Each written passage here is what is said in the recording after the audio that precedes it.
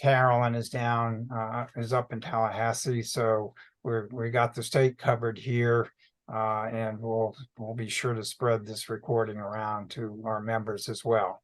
So I'm going to Thanks, put myself on mute, and we'll do about, I guess, for 15 or 20 minutes of a presentation. And then, at that point, we'll have Q&A, and Jamie and Natalia, if you got some ways that you want to work with these two, part of what we're going to be doing in the work presentations that we do is to try and encourage that kind of interaction and brainstorming and building a program. So I'm sure they don't mind if you ask them how we can get CLEO in your classrooms or your teaching situation. So take it away.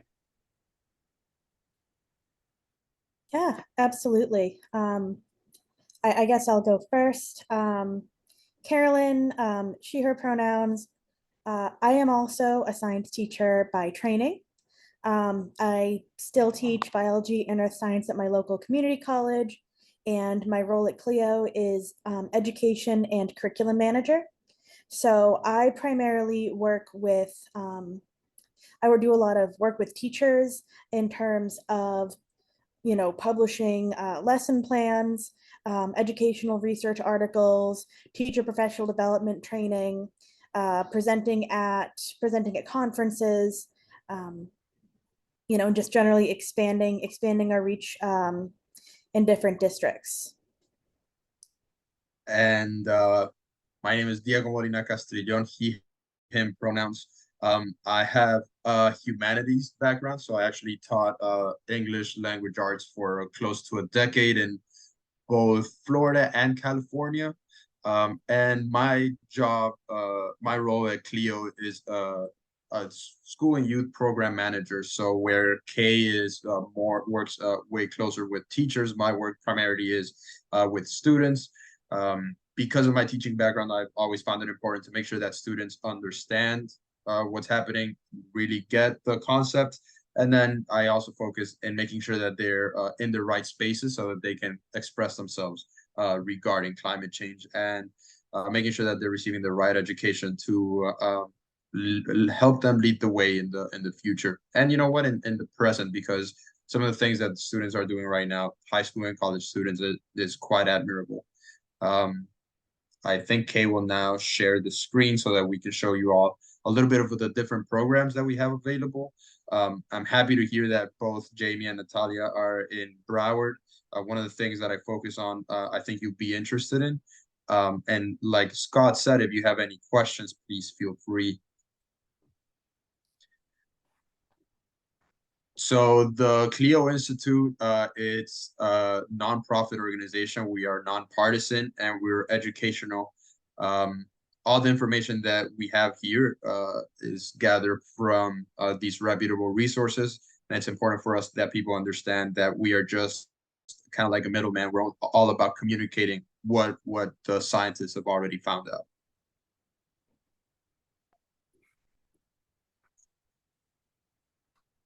And this presentation is for the program that we call Climate Resilient Schools. And it's exactly what it sounds like. It's just about making sure that our schools are prepared to face the climate crisis.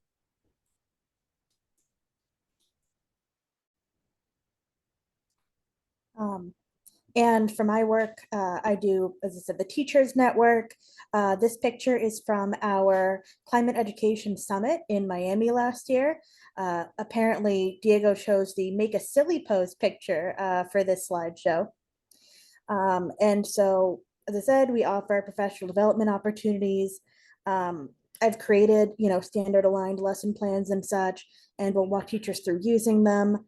I have I have sort of a presentation I do often on misinformation and disinformation. That is something that I particularly I'm really passionate about, and I like getting to talk about that one. We really focus on how to incorporate climate into your existing curriculum. So I am well aware what supplemental curriculum is, and the fact that very few people actually get around to it. And that I don't want to say we're basically all slaves to the pacing guide here. So inserting a whole additional, whole additional lesson can be really difficult. So again, working with teachers and trying to provide them with additional resources, but not additional work, is really key here, because we've both been classroom teachers. I have more freedom, at the college level, but still, I get it, we get it. We also have a quarterly newsletter, although we're going to be increasing the frequency of that. Um, I can definitely drop the link in the chat later if you'd like to sign up for the Teachers Network, and then you'll get the newsletter as well as any other, information about upcoming opportunities, which we will talk about at the end.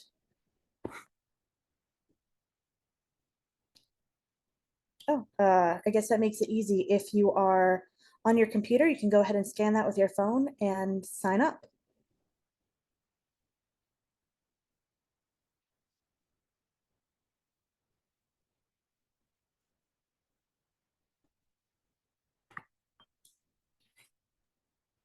And this is one Can of you the go back to QR Yeah, code? can you back that 1 second?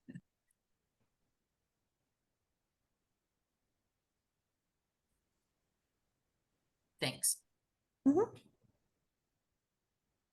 Sorry, I can't see anyone while I'm presenting. So are you both good? I'm good. Jane Okay. is good. Yes. Thank you. Sorry about that. So this is one of the things that I've been focusing on the most, and it's called the Climate Change 101. It's a 45 to a 60-minute presentation where someone from my team will go visit your classroom. We do mostly high schools, and we'll also visit some middle schools. And it's an interactive presentation where we address the causes, the impacts, and the solutions to the climate crisis. We address different topics. The main idea is for us to focus on impacts in South Florida. So even though we understand that climate change is impacting the entire planet, for students to really grasp the severity of it and for them to really connect with the issue, we would like to focus specifically to South Florida. So we talk about extreme weather events, we talk about sea level rise, and we talk about extreme heat. Those are the three main things that we talk about. And then we'll also tell them about some opportunities as far as like career opportunities, and also about a program that we call CLEO. It's a youth advocacy program that I'll speak a little bit about later on. And if you're interested in having someone from my team visit your school, I'll drop my email in the chat. I know it's in another slide later on, but just in case. And sorry, Kate, go ahead. Oh, I'm so sorry. I just wanted to interject here and just say that for both Diego and I know that not everyone, was able to make it tonight. Some folks are probably going to be watching the recording, but if you know anyone else who'd be interested in, yes, joining the Teachers Network, having a Climate 101, or even just has, questions about how to approach climate education and would like a bit of a subject matter expert to talk to about it, please share our contact information liberally. I am always happy to answer questions or hop on a quick call with folks. Diego's out and about a little bit more than I am, so might be busy, but yeah, just in general, please let folks know that we are very available. Yeah, and talking about me being out and about, just today I was out in Terra, a school right around Kendall. Last week I was at Somerset charter school in Broward. Next week I have another, no, not next week, 2 weeks from now I'm visiting another school. So one of my main goals is to get into as many classrooms as possible and either continue the conversation, because some students I've learned are very much aware.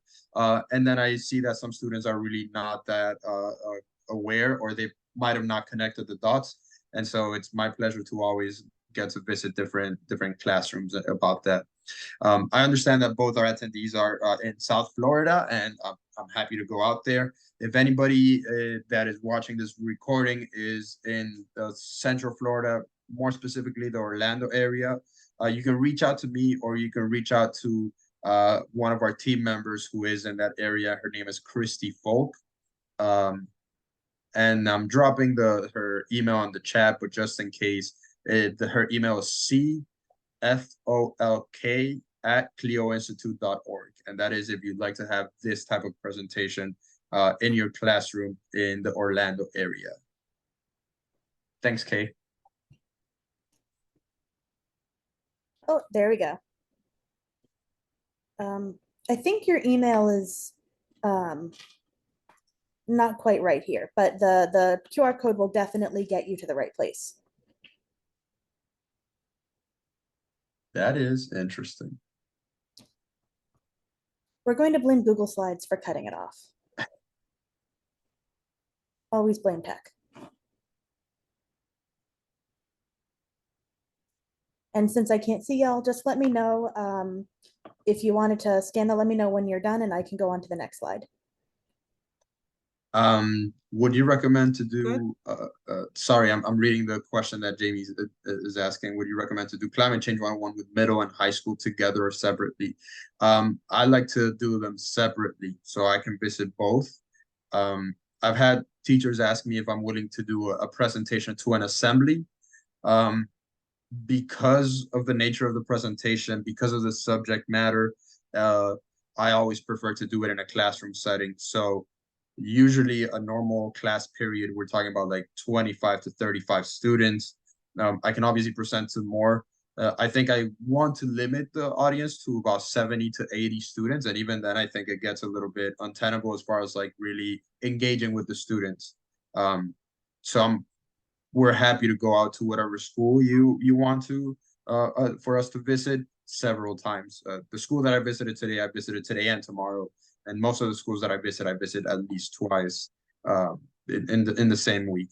And then I've had schools where I'll visit twice in the fall and then maybe twice in the spring, that kind of thing. So I hope that answers the question. And I just want to say that you're talking about, assemblies and such. The way we do Climate 101, it is very interactive. Ideally, there's a lot of, student engagement and back and forth. We don't want it to be yet another lecture. So that's why the small groups are preferable. And then this is one of our other programs that we have. I previously mentioned the CLEO Youth Advocacy. And so the idea for this program is to empower students to get involved with the climate change fight within their community and around the state in general. So throughout the year, we'll provide different trainings, how to contact and speak to elected officials, how to write an op-ed. In fact, you might be familiar with the approval of Prager U supplemental curriculum in Florida. We had one of our students submit an op-ed in Tallahassee, actually, and she was published. So this is like a big deal for us, for the students to understand, just because you can't vote, it doesn't mean that you can't have an active voice in your community. So we like to encourage, and a lot of times we'll go with students to commissioner meetings. We've gone to school board meetings as well. We've met with commissioners and just local community leaders, and really kind of holding the students' hands during the first meeting, so they really can feel like, okay, I have someone on my corner, and these are the issues that I'm worried about. And you usually see a huge growth in the students when they realize, again, just because I can't vote, it doesn't mean that I don't have a say in my community. And that to me is a big part of what we do. We have monthly meetings. In fact, today, about an hour ago, we finished the monthly meeting for September. Every month has a different theme. This month was Hispanic Heritage Month. So we had representatives from the Eco Madres group present and had the students ask some questions. Overall, it's this idea to make sure that students have another entry point, another access to the climate crisis, and for them to realize there are people working against it. There are students like themselves. These are high school and college students who are interested, who want to take the next steps. And it's important for us that they start feeling connected, which is one of the issues that we've noticed, that a lot of students feel like if they care about this issue in their community, then that's as far as they're able to connect. And so this group is a way for students to build resiliency through a stronger network.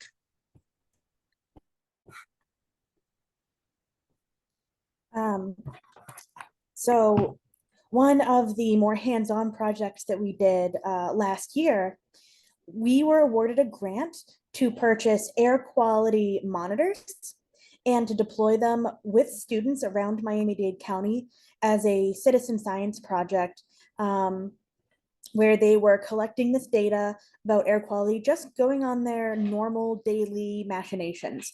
They didn't need to do anything additional other than, where go to work, school, sports practice, what have you.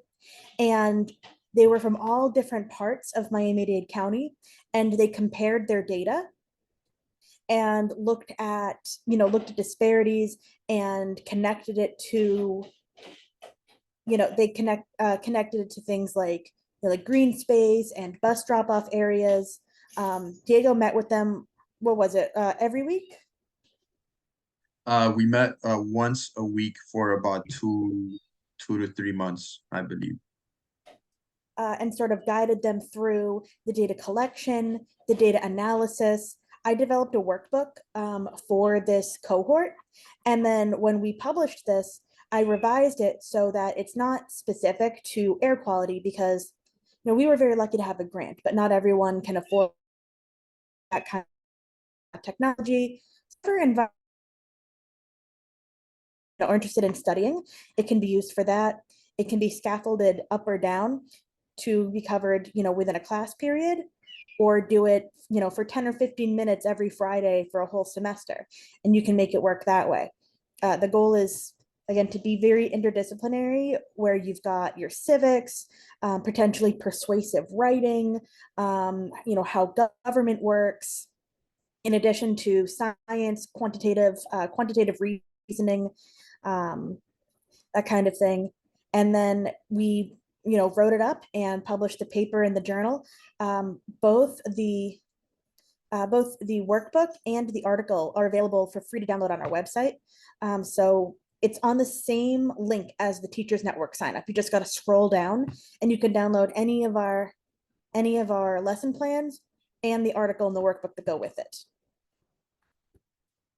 I'd just like to add that one of the beautiful things that I saw with this project, and again, because I have a humanities background, I'm all about like conversation and, the students really getting out of their shell. It was interesting because these 10 different students from all over Dade County were really willing to share what their findings were, how they connected that with the critical infrastructure in their neighborhood, and how that is directly impacted by their socioeconomical status. So something that could be a very difficult conversation as far as like the way that socioeconomical status affects access to clean air was made way simpler and a little bit more approachable when the students only had to look at the numbers, and it's not solely based on their perception or on their experience. They have the data to back it up, and for some reason that I really couldn't understand, that helped the students like bring down that wall that they kind of put up regarding certain difficult topics. So this beautiful project about taking some science, some social studies, just project-based learning, I think in the most beautiful sense of it. So if you're interested in teaching it, we'd be more than happy to connect with you, give you some guidance, some support, and obviously we're always wanting to hear back from teachers so that we can tweak it so that more people want to use it and continue working with climate education.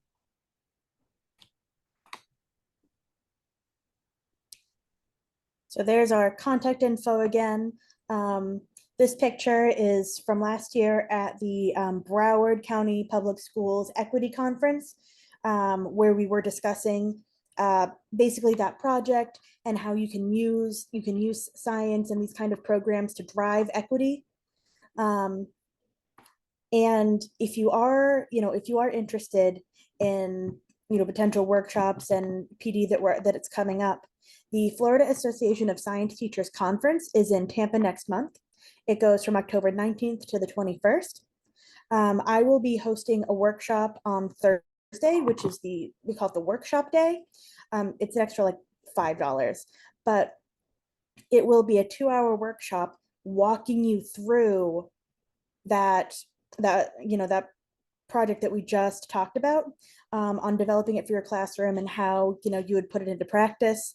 And then our colleague Christy that Diego referenced earlier, she's going to be talking about the Green Schools program, gamification, and how that can be used for Sustainable Schools program. And if you are able to make it to the conference, the fees also include a year of membership to the Florida Association of Science Teachers. And they also have newsletters and, scholarship and grant opportunities and all kinds of good things they can share. So I've been a member for like 5 years now, and I highly recommend it. I think, I can't see the chat, but I think Diego's going to drop the link in the chat on how to register. Or if you need me to do it, I can do it later.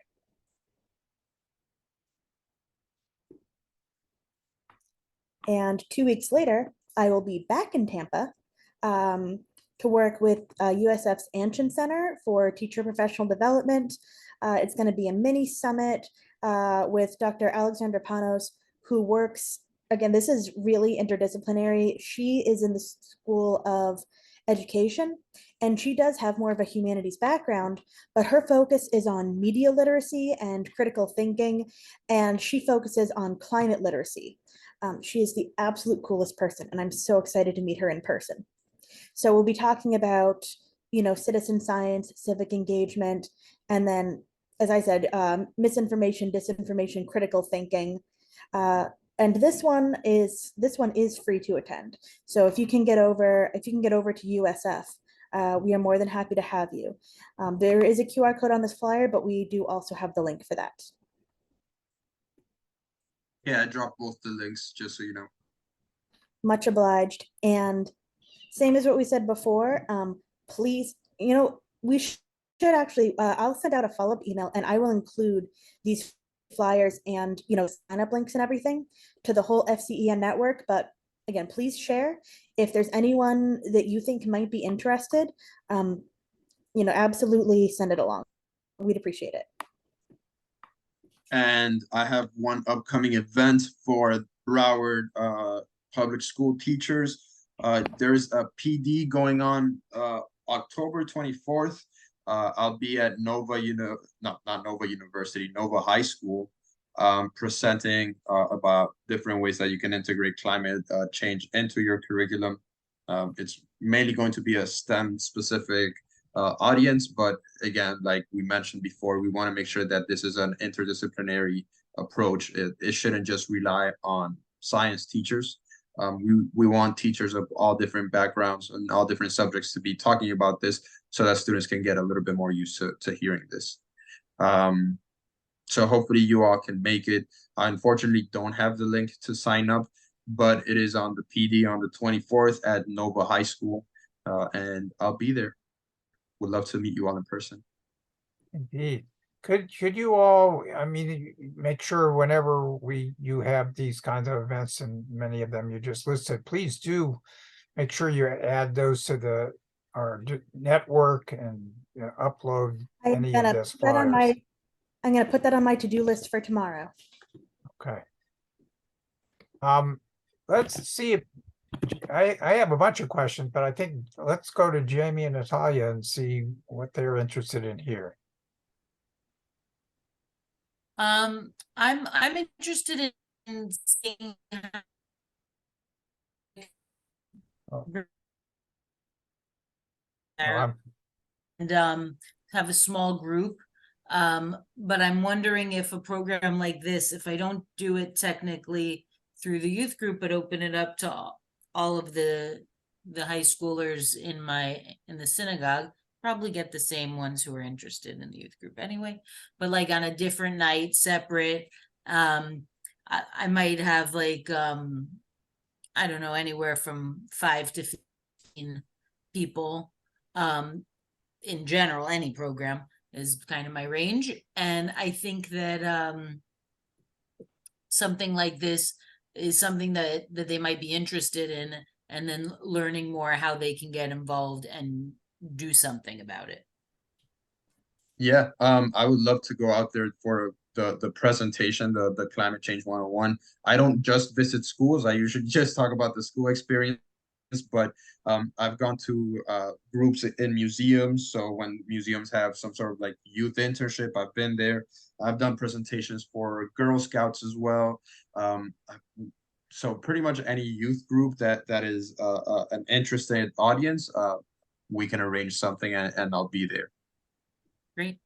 And I don't know how much, I guess maybe he's already started out at college, but one of our really active Gen CLEO students did a lot of this work through his synagogue, where he was very involved. So maybe we can put you in touch with Asher.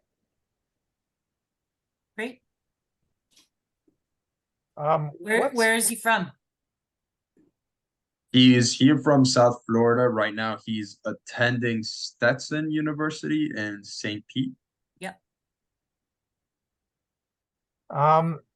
What, you were just kind of describing the Climate 101, and I'm wondering with the Gen CLEO program, is that's during school hours or that's the after school program or how does that differ in as far as the structure of where it's presented?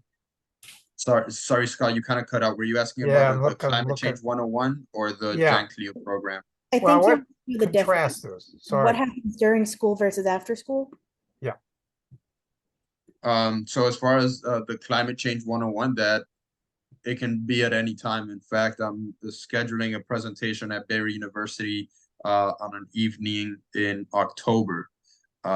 So even though it's kind of like geared towards a classroom setting, it can really happen anywhere that, again, there's a willing audience.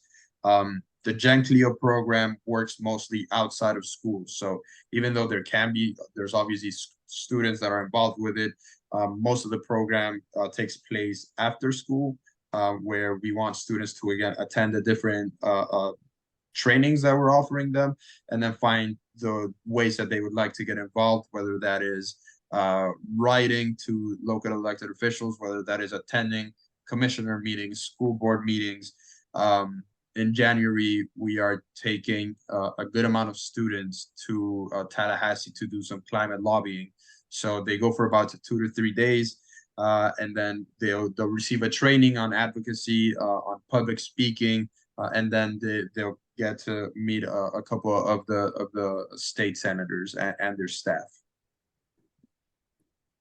Do you find that the students who are involved in Gen CLEO, that's sort of more of a voluntary effort on their part to connect with you on that, or they're nominated by teachers, or how did they get involved? It's a different kind of feeling just from your presentation than the 101, which is sort of the, students may do something as a result of the 101, but it's kind of a different feeling to the way they seem to work. Right. So I think a lot of times students kind of hear about us because we're really engaged in the community. So they'll reach out to one of us. They might find us through social media.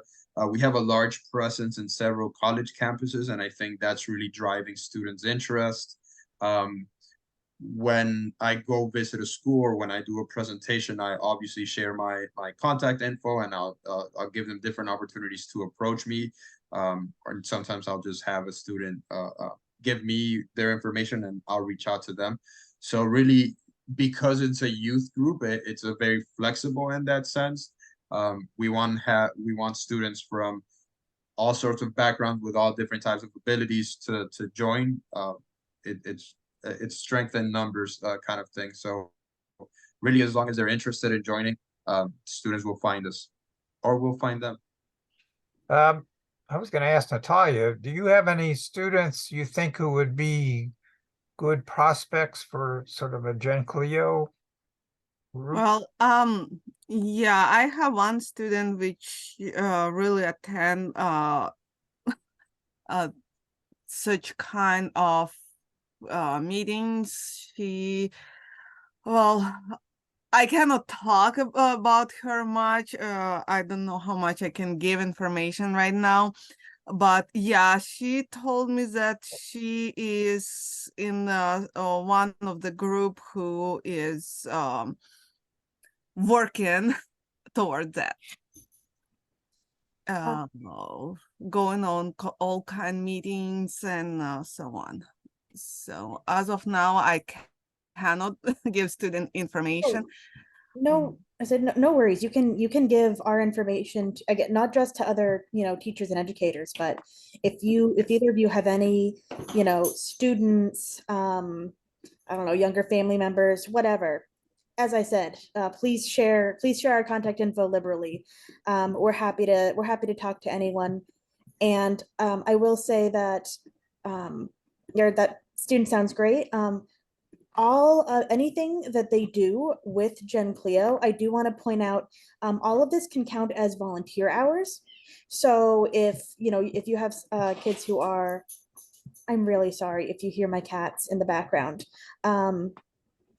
But yeah, if they need hours for Bright Futures, other scholarship or school programs for their for their place of worship, whatever it is, everything they do with us is loggable volunteer hours.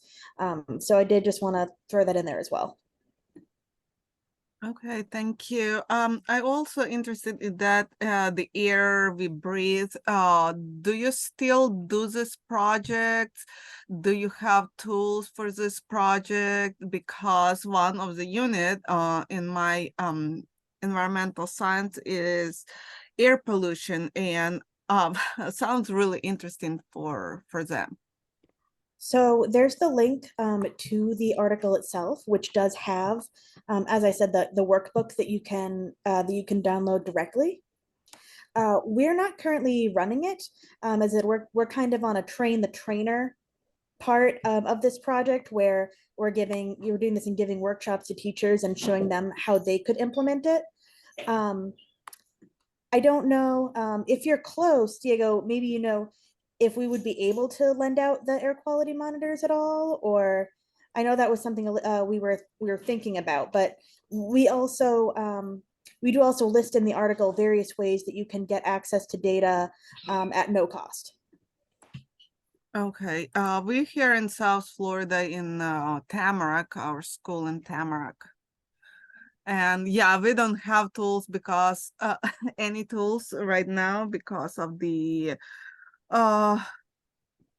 multiple problem. It's first year environmental science in our school, so we're still waiting for our county to purchase tools. And second, well, it's all about money. Yes. In the county. I wonder have your teacher network programs allowed any of the teachers to be able to exchange those kinds of tools or work together on doing something like that? I heard that somewhere here around us there is free tool rentals, and while was in summer PDs, I was making my digital notes and I put address everything, but unfortunately my computer crashed and I lost it. And I didn't save on OneDrive.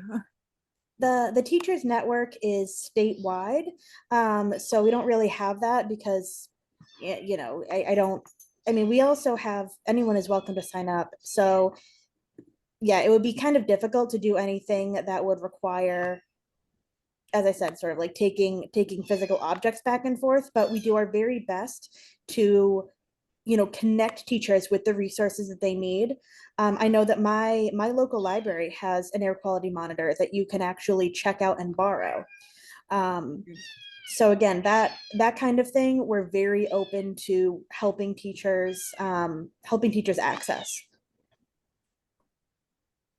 And while Kaya is appeasing her kitty, I would like to say a lot of smartphones have air quality it's not a sensor, but it's connected to an air quality sensor in the area. So that's another way that students can start engaging it a little bit more. I just pulled it up. I was trying to find it real quick on my iPhone.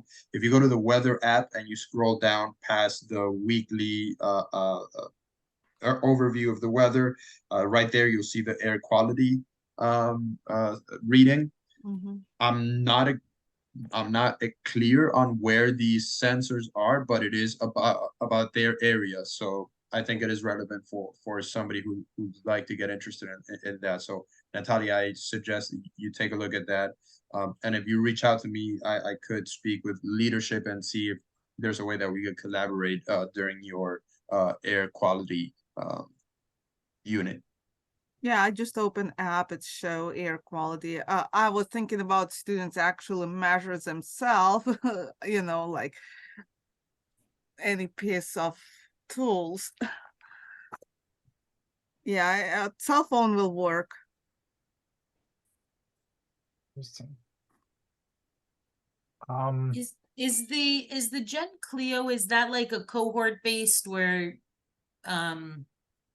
they meet up on Zoom and stuff and then maybe get together to when like a day at Tallahassee or something like that? Is that how it works? So primarily because it's a statewide thing, there's the monthly meetings that they meet over Zoom. There's a great moment for an open forum for the students and other people who might have joined the meeting to share about what are the opportunities that are happening in their area. They give updates on that. We also use WhatsApp. We have a group chat with about like 500 different students. It's curated in a way to make sure that it's only students and youth members.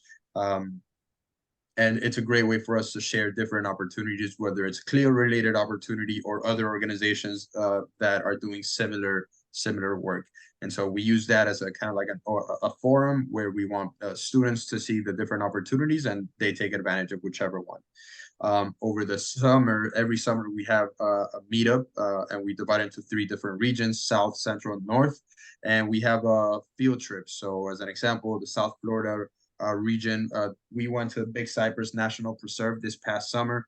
I never thought I'd be out in the Everglades in the summer and actually enjoy myself, but it happened. So, you know, there's that. Life is full of surprises. Central Florida visited the Blue Springs State Park, and then North Florida. Okay, I want to say you all visited caves, I believe. Mariana Caverns, yes. Right. So it's one of the ways that we want students to get out there and enjoy their surroundings and really understand why we're doing the work that we're doing. And aside from that, we are sharing different events that students can go and meet each other.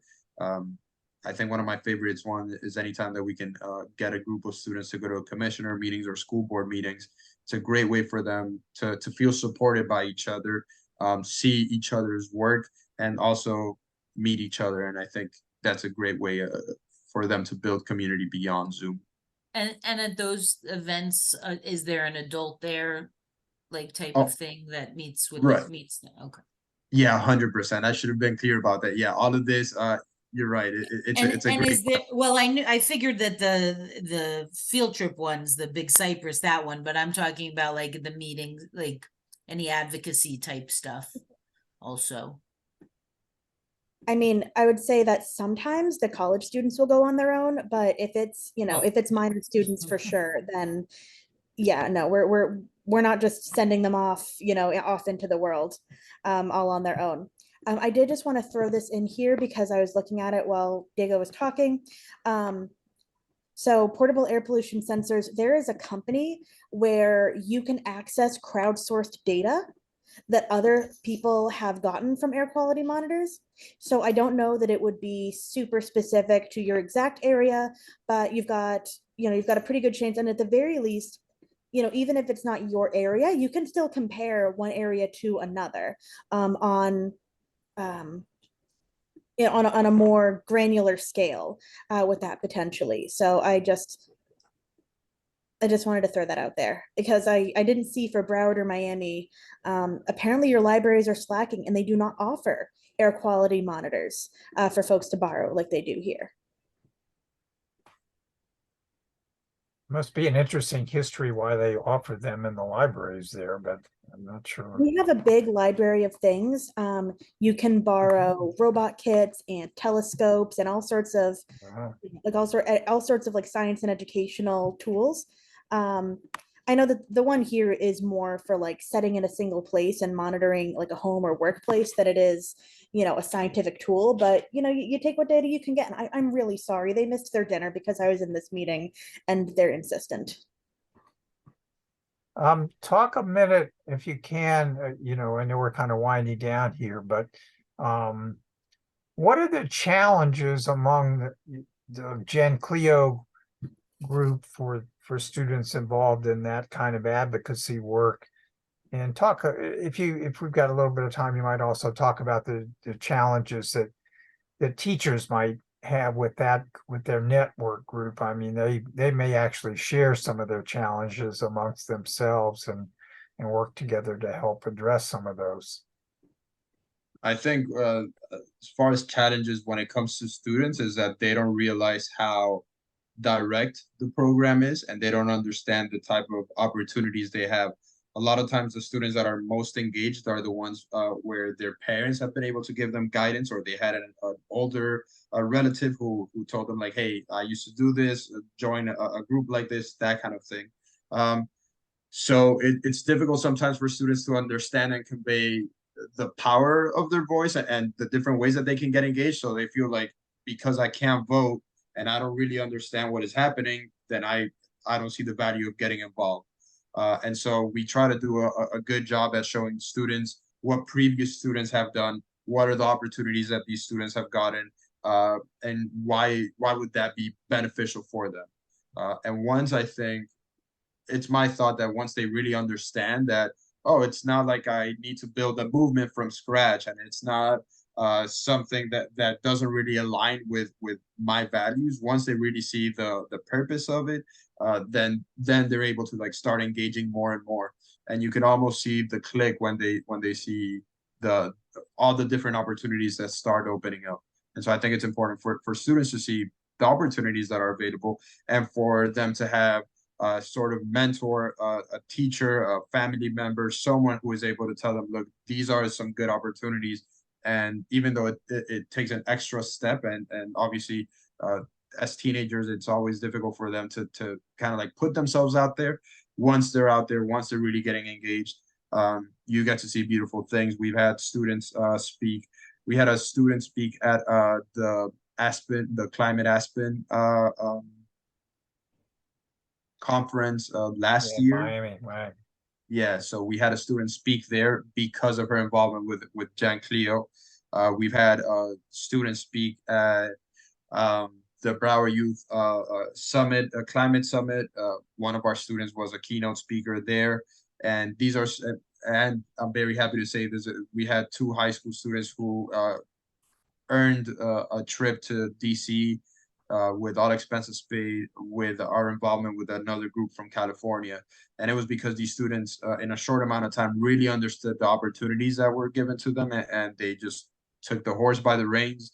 And later on in the year, they got this amazing opportunity. They met with congressional staffers. They were interviewed in a radio station. And it's like I always tell them, you're going to get out of this program as much as you put in. If you're really engaged, then you're going to see all these different doors open up for you. And if you just want to do the bare minimum, like attend meetings, that's fine as well. We all have different capacities and we all have different roles. I just want to throw out there as well. This is a local win for Gen CLEO up here. Leon County is I think it's the first county and one of 8 municipalities in Florida to pass a climate emergency declaration, publicly stating their commitment to a transition to renewable energy and centering justice and equity in that transition. One of our students started, I believe she was either a sophomore or junior in high school when she started working on this. And it's been over 3 years of work, including quite a lot of hitting our head against a wall, honestly. Getting passed around from commissioner to commissioner who didn't want to deal with us. But this is a major win. And you know, and this is something that the students can do. I will say for teachers, I mean, I'm sure y'all are perfectly aware of what the environment is like in education in Florida right now. And so for a lot of teachers, I just had a meeting with one group of teachers we're going to be doing a PD program at their school next weekend. And they were a little bit nervous because they had just received basically this huge attack on social media, including threats. And I looked at them and I'm like, let me guess, you're doing woke indoctrination and grooming children? I'm like, yeah, how did you know? And that's, I totally understand being reticent to put your neck out at all, you know, based on what could come down on your head. I think a good way to try to avoid that, you know, first of all, like, I am so sorry y'all are going through that, and it will pass. You know, the environment can't stay this crazy forever. And the more the rest of the country like is exposed to this, I feel like, you know, the more it's shown that this is not something that will be supported nationwide, and they'll lose steam. But also centering, you know, community improvements. You know, how can you have a student in the public school system and oppose an initiative to reduce air pollution at their bus stop?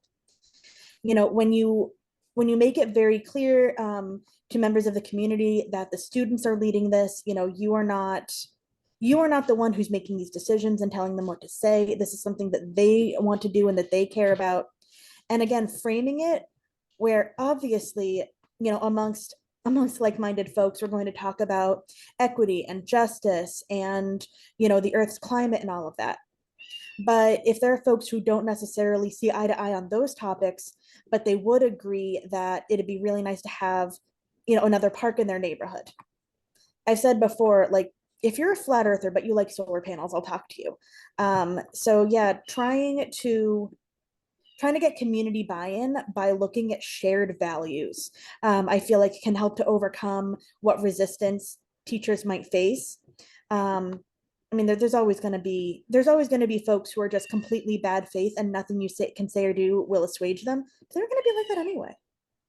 You know, there's nothing you can say or do that's going to make them not have an adversarial relationship with you. So honestly, at that point, just kind of stay out of their way. Well, great. Well, we're just that's you know, both of you gave some really interesting stories there. These are fantastic sort of examples of the kinds of things that why these programs are so important, I think. So thank you both so much for your presentations tonight. You know, we're gonna, of course, distribute the recordings and to our network and make sure that I know you would like to have this as well. So I'm gonna stop the recording here, but also give you a couple more sort of follow-up slides for next possible steps. So let me go